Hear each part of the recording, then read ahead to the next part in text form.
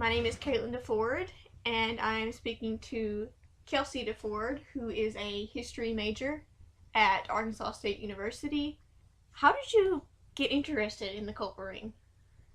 Okay, you know what I'm about to say because you know me. There is an awesome show on AMC called Terry Washington Spies, and I saw that and had no idea it was based on true life, like it actually happened, like it's based on real people. So that got me to researching and looking it up, and then I had a class that was practice of history, and he said you can pick any topic you want as long as you have enough sources. I'm like, that's what I'm picking. There's a lot of figures throughout history that we never heard of.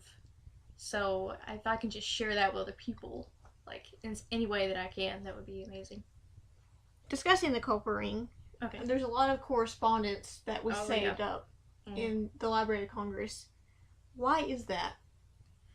Fortunately for historians, Washington was a very good record keeper. He had a large desk, the type of desk I'm talking about, that usually very wooden, small legs, have very many drawers in it. And what he would do is that he would save a lot of the records that he kept, whether it was to a general about this or to this major about supplies for horses, anything that was on paper he kept, which is why there's a lot of papers in the Library of Congress.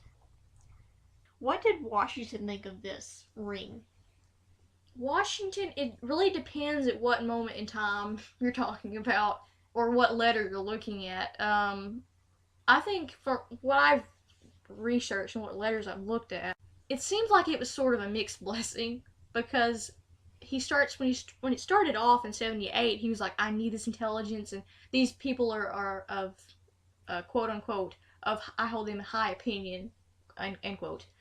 And later as it goes on, he says constantly there's so many letters she's telling Benjamin Talmadge, you need to find another route because this is too slow. Yeah. Of course, I mean, you can't blame them, and this is before email and text messaging.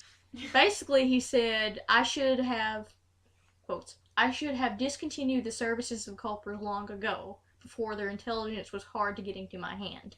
I mean, other times he praises them for the intelligence that he got, but after a while it was like, it's getting too slow to get it to me, and, during the war, you needed it now. Now, I know the reason I'm talking to you is because you researched this for a class. You've researched a lot of things. Yes. And most notably one that I don't know if you used it in your paper, but you read Benjamin Talmadge's memoir. I think, like I said, it's interesting about history is when you get something in your hands that someone who's actually been there, they're not writing a paper or a story, back in the day of this happened, supposedly. It's they were actually there. So you get an approach to it that's different than, you're getting a secondhand account of it. He does not mention any, the culprit ring by name. He does say one instance where Caleb Brewster, while he was collecting intelligence, he was shot. I think somewhere on the chest area, and I think for some reason after that moment, I don't know if they had any more contact because he said, I had thought that he had died. It was only till later I realized he had reached an old age. I noticed on your Facebook page you post a lot of things about, history and American Revolution. Why do you think nobody knows about these things?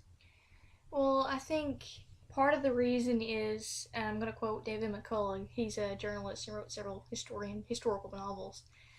He said when he gave a lecture that in schools, history is made a bitter pill to swallow. And he said you need to have historians and people that are heart and mind historians, is what he called. Some people that are empathetic with the period and the people to make history come alive. And I think most of the time when you're in school, it's just the big picture of this happened, they had a few battles and they won. That's pretty much all you know about the revolution.